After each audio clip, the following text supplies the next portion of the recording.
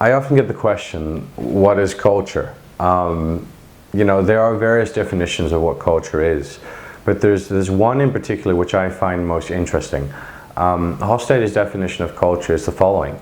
Culture is the collective programming of the mind, distinguishing the members of, let's say, one group or category of people from others.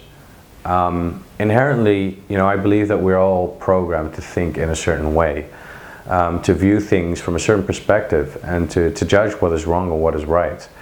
This programming consists of past experiences, upbringing, our surroundings, values, beliefs, and even emotions, which act as a lens for us to interpret the world that we see around us.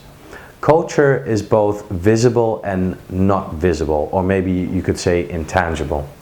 And I could also even break down culture into three main, let's say, layers. The first being national culture.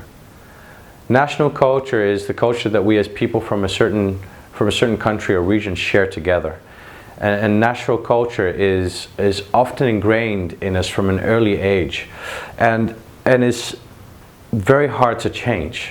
So the next level of culture is organizational culture. And organizational culture is a collection of behaviors, mannerisms, assumptions, and values shared amongst the majority of people within an organization, and set by the most dominant group of an organization. Organizational culture can easily be learned and unlearned. So say you go from one company to another, you easily adapt to the next company's culture, whereas you can maybe be in the same industry, but the culture among these two different companies are very different.